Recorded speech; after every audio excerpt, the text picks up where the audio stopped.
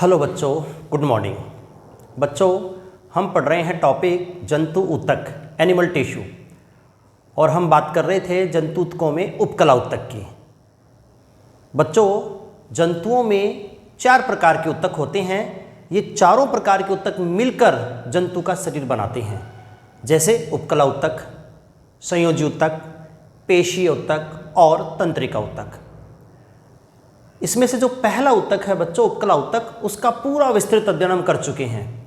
उपकला ऊतक क्या होता है, कितने प्रकार का होता है, शरीर के किन किन भागों में किस रूप में पाया जाता है, क्या कार्य करता है, ये सारा हमने पिछली कुछ क्लासेज में अध्ययन कर लिया है। इस क्लास में बच्चों हम उपकला ऊतक से संबंधित 2 पॉइंट्स का अध्ययन करेंगे। एक तो है संधियां, जॉइंट्स, और दूसरा पॉइंट है बच्चों ग्रंथियां। ये दोनों ही पॉइंट उपकला ऊतक से संबंधित हैं, इसलिए हम इनको पहले पढ़ेंगे, उसके बाद हम संयोजी ऊतक की बात करेंगे। तो बच्चों, आज की क्लास का हमारा पहला पॉइंट रहेगा संधियां, जॉइंट्स।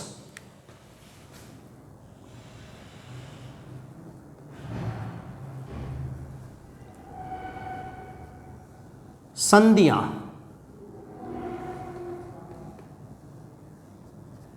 जॉइंट्स। देखो बच्चों, संधियां या जॉइंट्स क्या होते हैं। वैसे तो जॉइंट्स जो टॉपिक है वो कंकाल तंत्र का भाग है।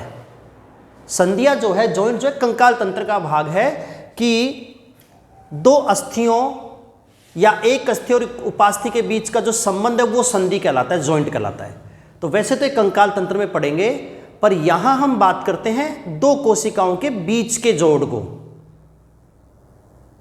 ऊतक कोशिकाओं का समूह है बच्चों, और वो कोशिकाएं, ऊतक में जो कोशिकाएं होती हैं वो आपस में जॉइंट के द्वारा जुड़ी रहती हैं। तो हम यहाँ कोशिका संधियों की बात कर रहे हैं। तो ज़्यादा बेटर जो शब्द होगा वो संधियों की बजाय कोशिका संधियां लिखेंगे हम लोग, क्योंकि सिर्फ संधियां लिखते हैं तो अपना सीधा ध्यान जो है वो अस्थियों वाले जॉइंट की तरफ जाता है। तो यहाँ हम जॉइंट की बजाय टर्म लिखना समझेंगे, ज़्यादा सही टर्म है वो है कोशिका संधियां।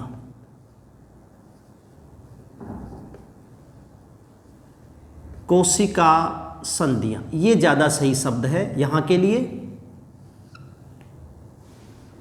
इंग्लिश में हम कह सकते हैं सेल जंक्शंस। सेल जंक्शंस क्या होती हैं बच्चों? कोशिका संधियां। तो ऊतक कोशिकाओं का समूह है। किसी ऊतक की जितनी भी कोशिकाएं हैं वो आपस में एक दूसरे से जुड़ी रहती हैं। तो 2 समीपस्थ कोशिकाओं के बीच संरचनात्मक और क्रियात्मक जो संपर्क होता है उसी को हम संधि कह सकते हैं। तो कोशिका संधि का मतलब है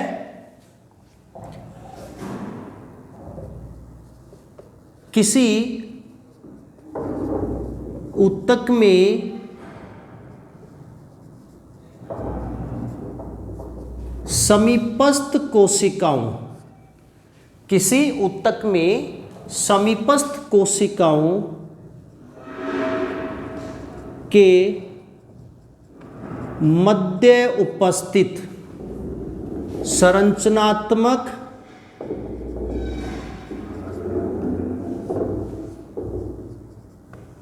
एवं क्रियात्मक संबंध, संबंध कह सकते हैं, संपर्क कह सकते हैं, जोड़ कह सकते हैं, इसको हम बोलते हैं सेल जंक्शंस, कोशिका संधियां। किसी ऊतक में जो समीपस्थ कोशिकाएं हैं 2 या 2 से अधिक, तो उनके बीच जो क्रियात्मक और संरचनात्मक संबंध है उसी संबंध को हम कोशिका संधियां, सेल जंक्शंस कहते हैं। बच्चों, वैसे तो कोशिका संधियां सभी ऊतकों में पाई जाती हैं, लेकिन बेसिकली यहां अपने बुक में उपकला ऊतक के बाद दे रखा है, तो हम जनरली उपकला ऊतक के लिए पढ़ते हैं। तो बच्चों, उपकला ऊतक सहित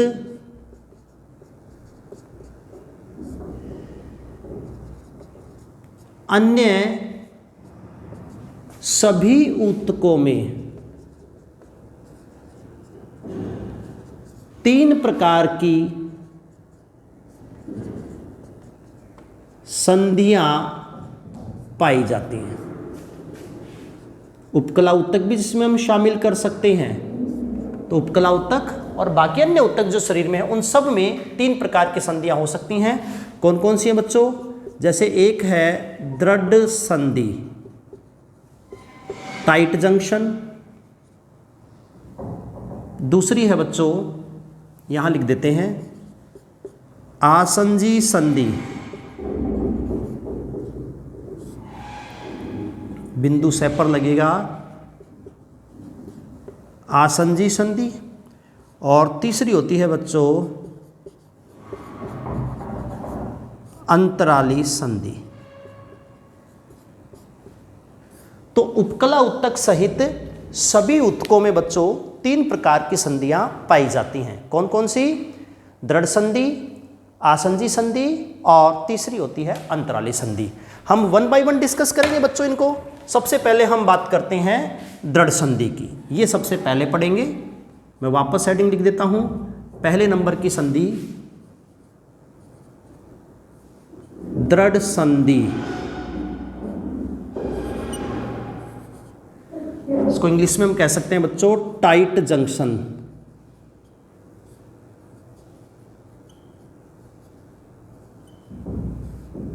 दृढ़ संधि, टाइट जंक्शन। जैसा कि बच्चों इस संधि का नाम है, ये ऐसी संधि है जो 2 समीपस्थ कोशिकाओं को दृढ़तापूर्वक एक दूसरे से जोड़ देती है, चिपका देती है। परिभाषा क्या हो जाएगी बच्चों इस संधि की? ये ऐसी संधि है जो 2 समीपस्थ कोशिकाओं को दृढ़तापूर्वक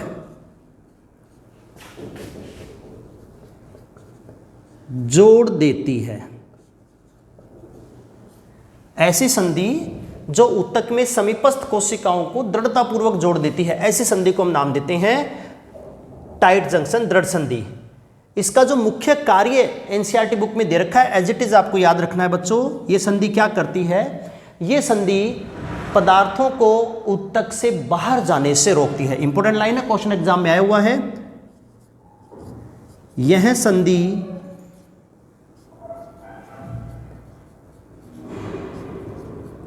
पदार्थों को ऊतक से बाहर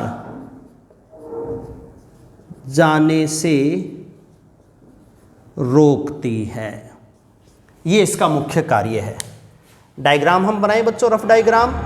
जैसे मान लो ये 2 कोशिकाएं हैं, एक ये उपकला कोशिका है बच्चों, ये दूसरी उपकला कोशिका है। ये 2 उपकला कोशिकाएं हैं। ये दोनों कोशिकाएं एक दूसरे से दृढ़तापूर्वक जुड़ी रहती हैं, दृढ़तापूर्वक। इस प्रकार से कोशिकाएं एक दूसरे से दृढ़तापूर्वक जुड़ जाती हैं। इतना टाइट पैकिंग हो जाती है इन कोशिकाओं में कि इन कोशिकाओं से होकर कोई भी पदार्थ बाहर नहीं जा सकता है। ये संधि पदार्थों को बाहर जाने से रोकती है। ये इसका मुख्य कार्य है। क्लियर है बच्चों? तो दृढ़ संधि, टाइट जंक्शन, ऐसी संधि जो पदार्थों को ऊतक से बाहर जाने से रोकती है, ऐसी संधि को बोलते हैं बच्चों दृढ़ संधि। क्लियर है? इसके बाद हम बात करते हैं बच्चों दूसरे नंबर की संधि, जिसका नाम है आसंजी संधि।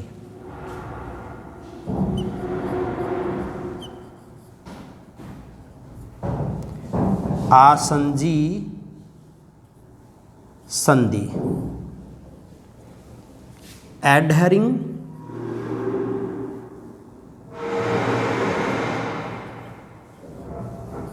जंक्शन।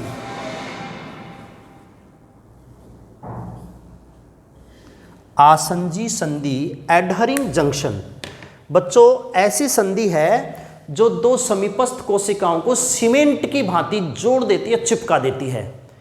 जिस प्रकार 2 अलग अलग पदार्थों को सीमेंट के द्वारा जोड़ दिया जाता है, वैसे ही बच्चों ये ऐसी संधि है जो सीमेंट जैसे पदार्थ के द्वारा समीपस्थ कोशिकाओं को जोड़ देती है। तो परिभाषा क्या हो जाएगी बच्चों इस संधि की? ऐसी संधि जो दो समीपस्थ कोशिकाओं को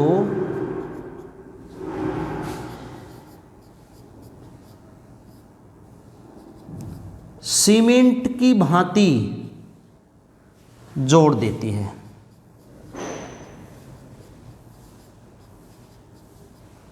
ऐसी संधि को हम कहते हैं बच्चों आसंजी संधि। और ये किस प्रकार की हो जाएगी? तो रफ डायग्राम से हम समझ सकते हैं। जैसे मान लो ये दो उपकला कोशिकाएं हैं, ये उपकला कोशिका है बच्चों, ये दूसरी उपकला कोशिका है। ये दो उपकला कोशिकाएं मैंने ड्रॉ की हैं, ये इनका केंद्रक है। तो इन समीपस्थ दो कोशिकाओं के बीच में एक सीमेंट जैसे पदार्थ को भर दिया जाएगा और ये सीमेंट जैसा पदार्थ इन समीपस्थ दोनों कोशिकाओं को सख्ती से बांध देगा, मजबूती से चिपका देगा। तो दो समीपस्थ कोशिकाएं अगर सीमेंट जैसे पदार्थ के द्वारा आपस में चिपक जाती हैं तो ऐसी संधि को हम नाम देते हैं आसंजी संधि, एडहरिंग जंक्शन। और डायरेक्ट कोशिका झिल्ली एक दूसरे से जुड़ी हुई है मजबूती से, तो हम नाम देंगे दृढ़ संधि। दृढ़ संधि का काम है पदार्थों को ऊतक से बाहर जाने से रोकना। तो ये दो संधियां कंप्लीट हैं। इसके बाद हम बात करते हैं बच्चों तीसरे प्रकार की संधि, और वो है अंतराली संधि।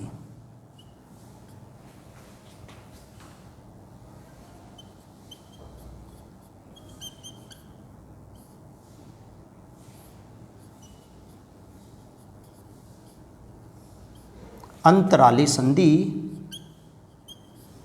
Gap junction.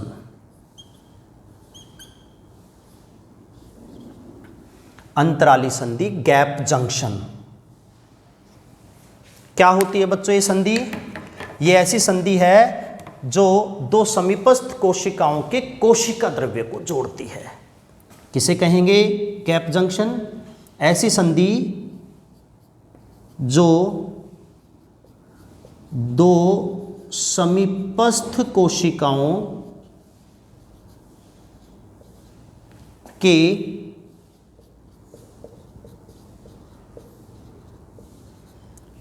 कोशिका द्रव्य को आपस में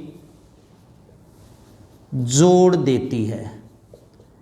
इस संधि के द्वारा समीपस्थ कोशिकाओं का कोशिका द्रव्य एक दूसरे के संपर्क में आ जाता है। तो कोशिका द्रव्य को संपर्क में लाने के लिए इस प्रकार की संधि का निर्माण होता है। काम क्या करती है बच्चों ये संधि? इसका महत्व क्या है? तो ये संधि उन दो समीपस्थ कोशिकाओं के बीच आदान प्रदान में सहायक होती है। इस संधि के द्वारा एक कोशिका से दूसरी कोशिका में आयनों का, छोटे अणुओं का, कभी कभी बड़े अणुओं का भी परिवहन, ट्रांसफर हो सकता है। ये दोनों संधियां पदार्थों को आदान प्रदान के लिए अलाउ नहीं करती हैं, जबकि ये संधि समीपस्थ कोशिकाओं के बीच पदार्थों के आदान प्रदान में सहायक होती है। तो इसका जो मुख्य कार्य है वो क्या है बच्चों? ये संधि, यह संधि दो संलग्न कोशिकाओं के बीच विभिन्न पदार्थों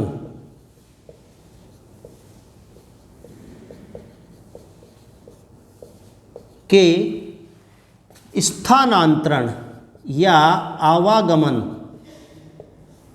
में सहायक होती है। ये ऐसी संधि है बच्चों जो दो समीपस्थ कोशिकाओं के बीच विभिन्न पदार्थों के स्थानांतरण या आवागमन में सहायक होती है। कौन कौन से पदार्थों का आवागमन कर सकती है? जैसे इस संधि से होकर आयनों, कोमा, छोटे अणुओं तथा कभी कभी कभी कभी बड़े अणुओं का स्थानांतरण हो सकता है। तो गैप जंक्शन ऐसी संधि है जो पहली बात तो समीपस्थ कोशिकाओं के कोशिका द्रव्य को जोड़ती है, और दूसरी बात ये जोड़कर विभिन्न पदार्थों के स्थानांतरण में मदद करती है। जैसे समीपस्थ कोशिकाओं में आयनों का स्थानांतरण कर सकती है, ये छोटे अणुओं का स्थानांतरण कर सकती है, और कभी कभी बड़े अणुओं का स्थानांतरण भी कर सकती है। ऐसी संधि को हम बोलते हैं अंतराली संधि या गैप जंक्शन। बच्चों वैसे तो छोटा टॉपिक है ये, पर यहाँ से बार बार नीट में क्वेश्चन बन जाता है कि संधियाँ, कोशिका संधियाँ क्या हैं। ऊतक की कोशिकाओं के बीच का संपर्क कोशिका संधियाँ हैं। उपकला ऊतक और अन्य ऊतकों में 3 प्रकार की संधियाँ हो सकती हैं। दृढ़ संधि हो सकती है, आसंजी संधि हो सकती है, और अंतराली संधि हो सकती है। दृढ़ संधि ऐसी संधि है जो ऊतक से पदार्थों को बाहर फिसलने से रोकती है।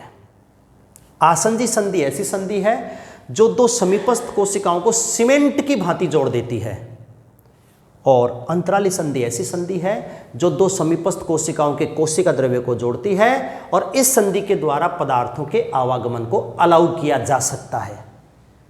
इस संधि से होकर समीपस्थ कोशिकाएं आयनों का स्थानांतरण कर सकती हैं, छोटे अणुओं का स्थानांतरण कर सकती हैं, और कभी कभी बड़े अणुओं का स्थानांतरण कर सकती हैं। तो ये बच्चों पहला टॉपिक था उपकला ऊतक से संबंधित, जिसका नाम है कोशिका संधियां, सेल जंक्शंस। क्लियर है बच्चों? उम्मीद करता हूं आपको समझ में आ गया होगा। तीनों संधियां हमने पढ़ ली हैं। इसके बाद बच्चों उपकला ऊतक से संबंधित दूसरा पॉइंट है, वो है ग्रंथियां। क्लियर है?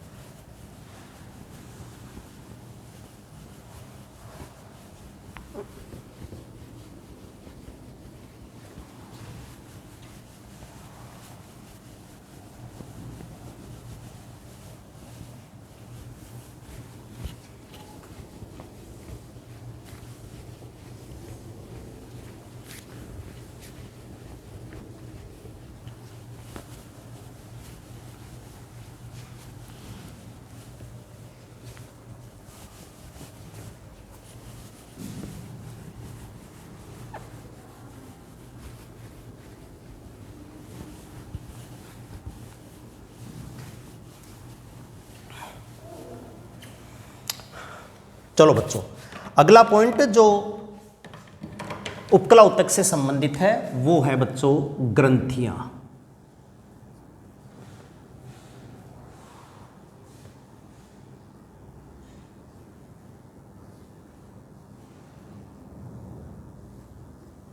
ग्लैंड्स, ग्रंथियां, ग्लैंड्स। सिंपल टॉपिक है बच्चों। ग्रंथियां या ग्लैंड्स क्या होती हैं और हम इसको उपकला ऊतक में शामिल क्यों करते हैं? क्लियर है बच्चों? सबसे पहले परिभाषा, ग्रंथियां क्या है? तो ग्रंथियां बच्चों ऐसी कोशिका या कोशिकाओं का समूह है जिनके द्वारा विशिष्ट रसायनों का स्त्रवण किया जाता है। ऐसी कोशिका या उसके समूह को हम ग्रंथियां कहते हैं। तो ग्रंथियां, ग्लैंड्स क्या होती हैं? कोशिका या कोशिकाओं का समूह, कोशिका मतलब सेल या सेल्स का समूह, जिनके द्वारा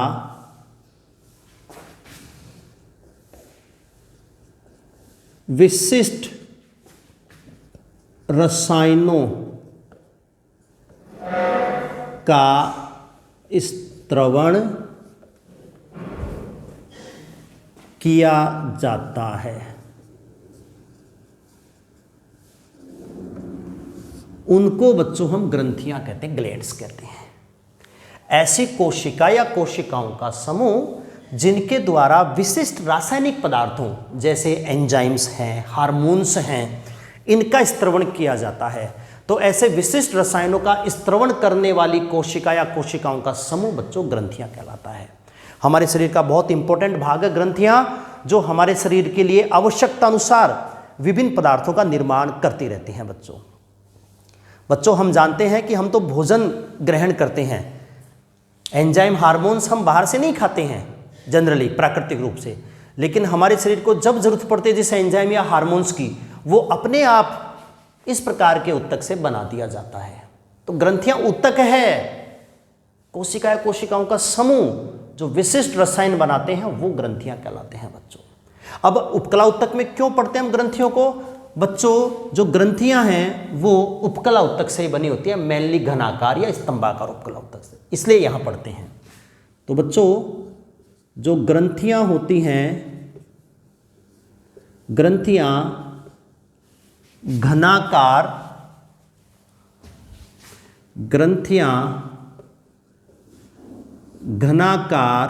या स्तंभाकार उपकला उत्तक से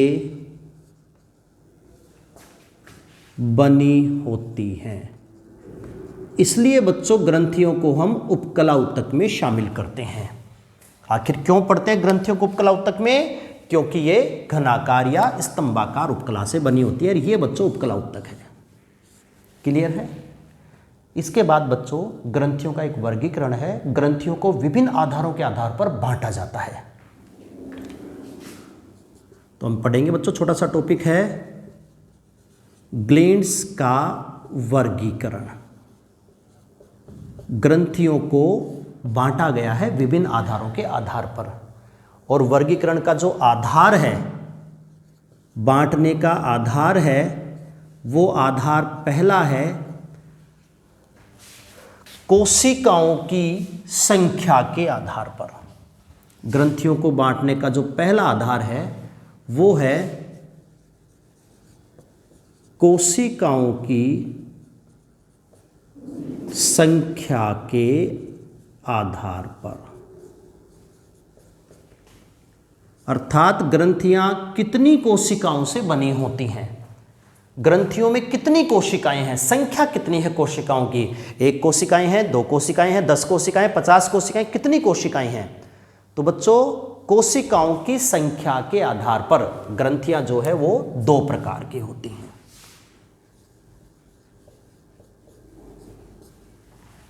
कोशिकाओं की संख्या के आधार पर ग्रंथियां 2 प्रकार की होती हैं। कौन कौन सी होती हैं बच्चों? एक तो होती हैं एक कोशिकीय,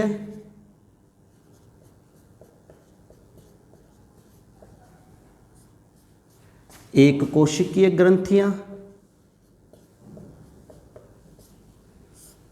और दूसरी होती हैं बच्चों बहुकोशिकीय ग्रंथियां। बहुत आसान वर्गीकरण है, जैसा कि नाम है वैसा ही इसका जो थ्योरी है। तो कोशिकाओं की संख्या के आधार पर बच्चों ग्रंथियों को हमने 2 समूह में बांट दिया है, एक कोशिकीय ग्रंथियां और दूसरी है बहुकोशिकीय ग्रंथियां। सबसे पहले हम बात करते हैं एक कोशिकीय ग्रंथियां।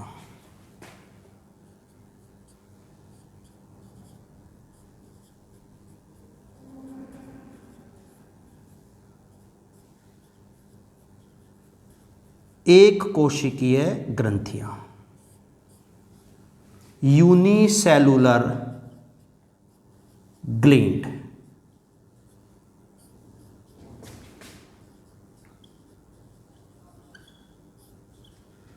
यूनिसेलुलर ग्लैंड, एक कोशिकीय ग्रंथियां। बहुत आसान है, जैसा नाम है वैसी परिभाषा हो जाएगी बच्चों, कि ऐसी ग्रंथि जो केवल एक कोशिका से बनी होती है। मतलब एक कोशिका ही ग्रंथि है, इसलिए उसको कोशिका भी कह सकते हैं, ग्रंथि भी कह सकते हैं। ग्रंथि इसलिए क्योंकि वह कोशिका विशेष रसायन बनाती है। तो परिभाषा क्या हो जाएगी बच्चों एक कोशिकीय ग्रंथि की? ऐसी ग्रंथि जो केवल एक कोशिका से बनी होती है।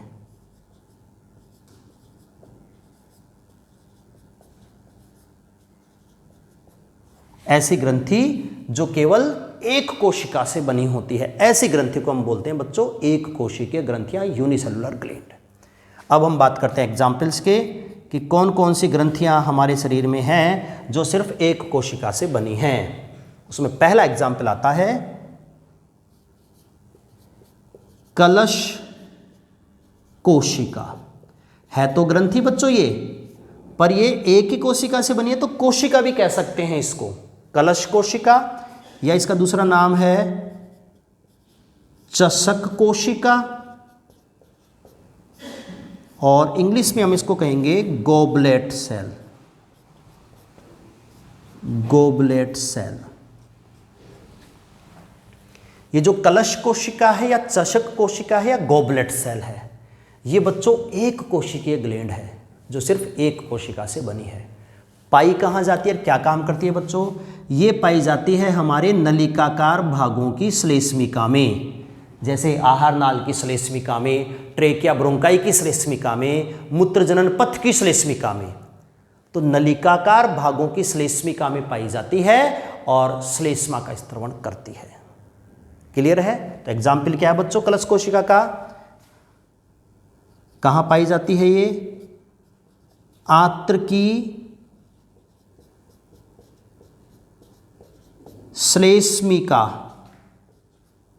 में उपस्थित।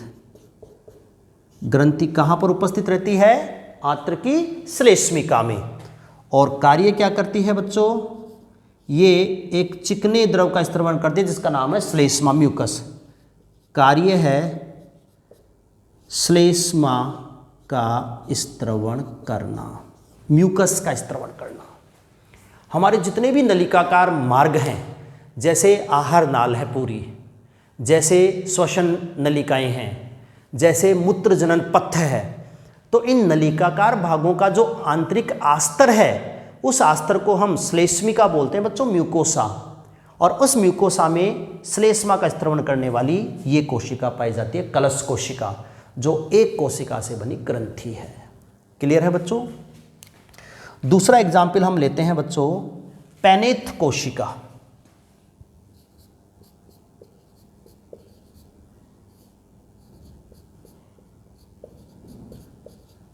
पेनेथ कोशिका, इंग्लिश में भी इसको पेनेथ कोशिका ही नाम देते हैं, पेनेथ सेल। ये कहाँ पाई जाती है? सबसे पहले तो हमें इसकी स्थिति लिखनी है और उसके बाद कार्य लिखना है। तो बच्चों पेनेथ कोशिका पाई जाती है छोटी आंत्र की श्लेष्मिका में उपस्थित।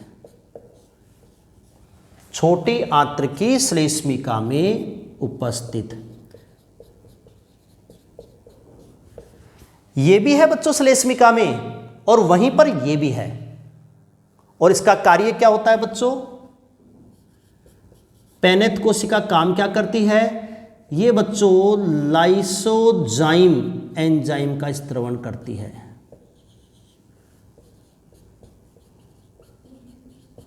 इसका मुख्य कार्य क्या है? लाइसोजाइम एंजाइम का स्त्रवण करना। और लाइसोजाइम क्या होता है बच्चों? ये है एंटीबैक्टीरियल। एंटीबैक्टीरियल मतलब जीवाणुरोधी पदार्थ है, ऐसा पदार्थ है जो जीवाणुओं को मार देता है। तो ये बैक्टीरियासाइडल एंजाइम है और इस एंजाइम का स्त्रवण ये पेनेथ कोशिका करती है। ये तो हो गया बच्चों पहला, एक कोशिकीय ग्रंथियां, यूनिसेलुलर ग्लैंड। क्लियर है? इसके बाद हम दूसरा वर्गीकरण लेते हैं बहुकोशिकीय ग्रंथियां। ये कोई ज़्यादा इंपॉर्टेंट नहीं है, इसलिए इसको मैं यहीं समझा देता हूं। हमने किस आधार पर बांटा ग्रंथियों को? पहला वर्गीकरण कोशिकाओं की संख्या के आधार पर। जो एक कोशिका से बनी है वो एक कोशिकीय ग्रंथियां, और ये दो इसके एग्जाम्पल हैं। बहुकोशिकीय ग्रंथियां क्या होती हैं? ऐसी ग्रंथियां जो 2 से अधिक कोशिकाओं से बनी ग्रंथियां। ऐसी ग्रंथियां जो 2 से अधिक कोशिकाओं से बनी होती हैं, मतलब 2 कोशिकाएं, या फिर वास्तव में 2 तो कोई कोशिकाएं होती ही नहीं हैं, बहुत सारी होती हैं। तो 2 से अधिक कोशिकाओं से बनी ग्रंथियां हैं, इसलिए इनको बोला गया है बहुकोशिकीय ग्रंथियां, इंग्लिश में कहेंगे मल्टी सेलुलर ग्लैंड। और इसका एग्जाम्पल क्या है बच्चों? शरीर की अधिकांश ग्रंथियां, अधिकांश ग्रंथियां। कौन सी अधिकांश ग्रंथियां? ये 2 एग्जाम्पल छोड़ दो, कलश कोशिका और पेनिथ सेल, ये 2 ग्रंथियों को छोड़ दो। इनको छोड़कर जितनी भी ग्रंथियों का नाम हमारे दिमाग में आएगा वो सब की सब कैसी होंगी? बहुकोशिकीय। तो ये एक छोटा सा टॉपिक था। चूंकि ग्रंथियां घनाकार स्तंभाकार उपकला से बनी होती हैं, इसलिए हम इनको उपकला उत्तक में पढ़ते हैं। तो हम बात कर रहे हैं बच्चों ग्रंथियों की। कोशिका या कोशिकाओं का समूह जो विशिष्ट रसायनों का स्त्रवण करती हैं उनको ग्रंथियां कहते हैं। और ग्रंथियों को कई आधारों के आधार पर बांटा जाता है। पहला आधार मैंने बता दिया आपको, कोशिकाओं की संख्या के आधार पर। ग्रंथियां 2 प्रकार की हैं, एक कोशिकीय और दूसरी बहुकोशिकीय। क्लियर है बच्चों? अब हम ग्रंथियों को बांटने का दूसरा आधार पढ़ेंगे।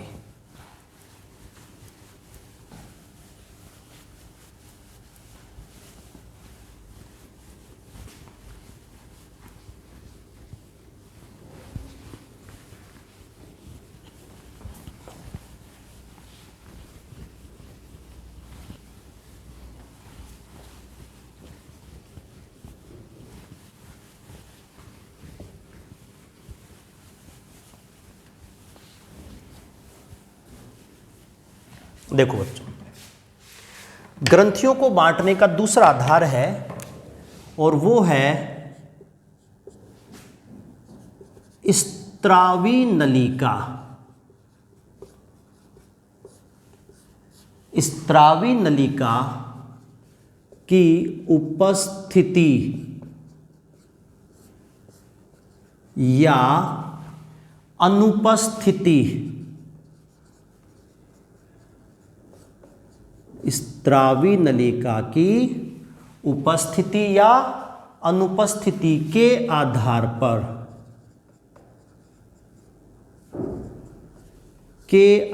पर जो ग्रंथियां होती हैं बच्चों वो 3 प्रकार की होती हैं। इस आधार पर ग्लैंड्स 3 प्रकार की होती हैं। कौन कौन सा प्रकार है बच्चों? जैसे एक है बहिस्त्रावी ग्रंथियां। इजी टॉपिक है बच्चों, ये ज़्यादा टिपिकल पॉइंट नहीं है, बहुत आसान है ये। बहिस्त्रावी ग्रंथियां। दूसरी होती हैं बच्चों अंतःस्त्रावी ग्रंथियां। और तीसरी होती हैं मिश्रित ग्रंथियां, मिक्स्ड ग्लैंड। ऐसे 3 प्रकार की ग्रंथियां होती हैं। किस आधार पर? स्त्रावी नलिका की उपस्थिति या अनुपस्थिति के आधार पर। सबसे पहले हम बात करते हैं बहिस्त्रावी।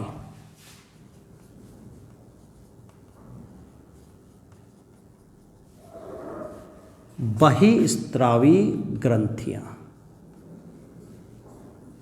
इंग्लिश में हम कहेंगे बच्चों एक्सोक्राइन ग्लैंड।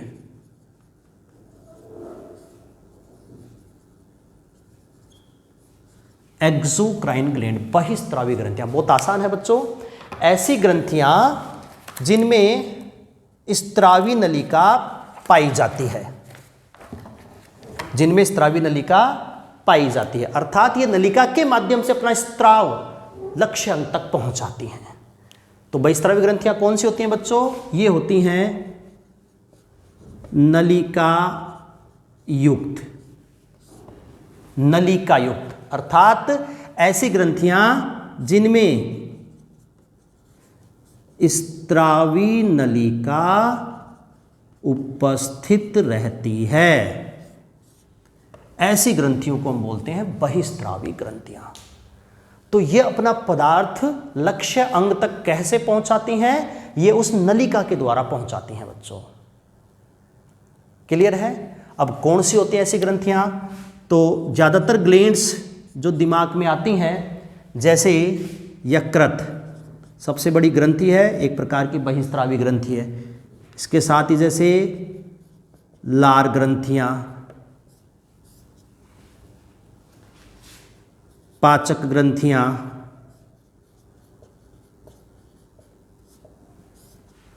स्वेद ग्रंथियां,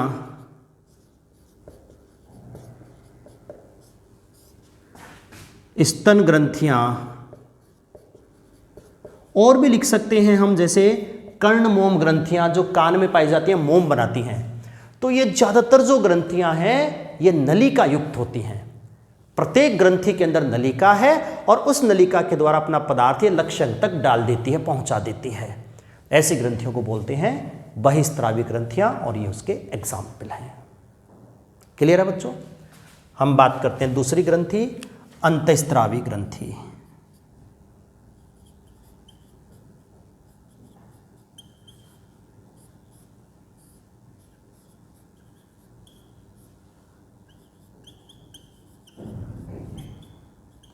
एंडोक्राइन ग्लैंड्स, अंतःस्त्रावी ग्रंथि, एंडोक्राइन ग्लैंड। बच्चों ये ऐसी ग्रंथियां हैं जिनमें स्त्रावी नलिका नहीं पाई जाएगी, मतलब ये होती हैं नलिका विहीन। ये ग्रंथियां कैसी होती हैं? नलिका विहीन, अर्थात ऐसी ग्रंथियां जिनमें स्त्रावी नलिका अनुपस्थित होती है, ऐसी ग्रंथियों को बोलते हैं अंतःस्त्रावी ग्रंथियां। तो अपना स्त्राव कैसे पहुंचाती हैं ये लक्ष्य तक? इनका स्त्राव हार्मोन कहलाता है बच्चों। इन ग्रंथियों का स्त्रावित पदार्थ क्या होता है? हार्मोन। और ये हार्मोन को सीधे रुधिर में मुक्त करती हैं। ये ग्रंथियां क्या करती हैं बच्चों? ये ग्रंथियां हार्मोन्स को सीधे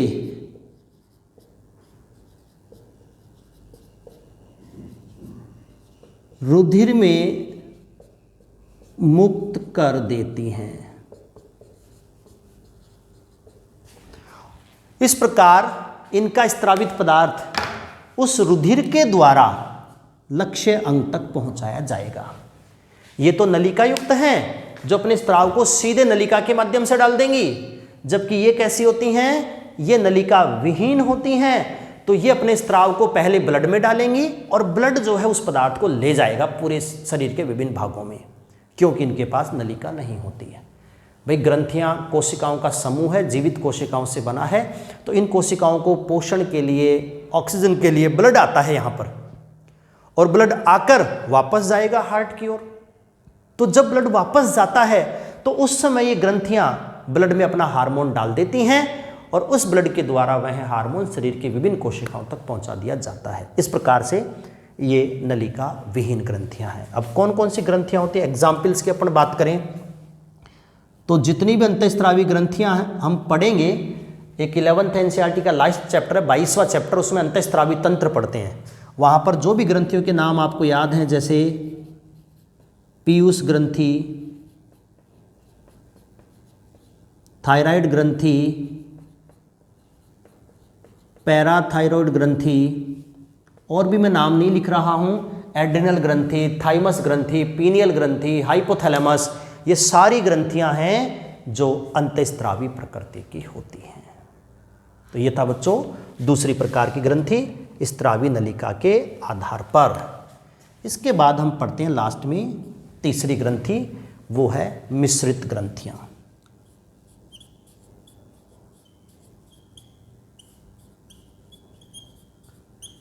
मिश्रित ग्रंथियां, मिक्स्ड ग्लैंड्स, जैसा कि इसका नाम है बच्चों, ये ऐसी ग्रंथियां हैं जो बहिस्त्रावी और अंतःस्त्रावी दोनों प्रकार के भाग रखती हैं। ऐसी ग्रंथियां जो बहिस्त्रावी एवं अंतःस्त्रावी दोनों प्रकार के भागयुक्त होती हैं। ऐसी ग्रंथियां बच्चों जो बहिस्त्रावी भाग भी रखती हैं और अंतःस्त्रावी भाग भी रखती हैं। मतलब इन ग्रंथियों का कुछ भाग नलिका के माध्यम से पदार्थ स्त्रवित करेगा और कुछ भाग डायरेक्ट रुधिर में मुक्त करेगा बिना नलिका के द्वारा। तो दोनों प्रकार के स्त्रावी भाग युक्त ग्रंथियों को अपन क्या बोलेंगे? मिश्रित ग्रंथि। और मिश्रित ग्रंथि का जो एग्जाम्पल है हमारी बुक में एनसीईआरटी में जो इसका एग्जाम्पल गिवन है, एक तो है बच्चों अग्नाशय, पैंक्रियाज एक प्रकार की मिश्रित ग्रंथि है। इसके अलावा बच्चों जनद, गोनेड्स। जनद में क्या क्या शामिल है? अंडाशय और वृषण। जंतुओं के प्राथमिक जननांग होते हैं अंडाशय और वृषण, जनद। ये जनद भी बच्चों मिश्रित ग्रंथि का काम करते हैं। ये बहिस्त्रावी कार्य भी करते हैं और अंतःस्त्रावी कार्य भी करते हैं। तो इस प्रकार से बच्चों ये ग्रंथियां हैं जो हमारे शरीर में पाई जाती हैं। हम बात कर रहे हैं उपकला उत्तक। तो उपकला उत्तक से संबंधित दो चीज़ें हमने इस लेक्चर में पढ़ी हैं, एक तो कोशिका संधियां और दूसरा ग्रंथियां।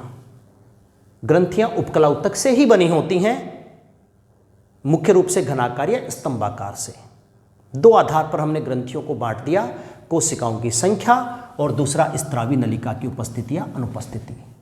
इस आधार पर ग्रंथियां तीन प्रकार की, बहिस्त्रावी, अंतःस्त्रावी, मिश्रित। बहिस्त्रावी जिनमें नलिका विहीन ग्रंथियां हैं और ये इसके एग्जाम्पल्स हैं। अंतःस्त्रावी बहिस्त्रावी तो नलिका युक्त है, नलिका के माध्यम से स्त्राव डालती हैं, जबकि अंतःस्त्रावी नलिका विहीन होती हैं। ये डायरेक्ट अपना पदार्थ रुधिर में डाल देती हैं, जैसे ये वाली ग्रंथियां। और तीसरा है मिश्रित ग्रंथियां जो दोनों प्रकार के स्त्रावी भाग रखती हैं, इनको बोलते हैं मिश्रित ग्रंथियां। एग्जाम्पल है अग्नाशय, जनद, अंडाशय। इसके साथ ही बच्चों इस चैप्टर का एक उत्तक कंप्लीट हो जाता है, वो है उपकला उत्तक। इसके बाद अगली क्लास से बच्चों हम संयोजी उत्तक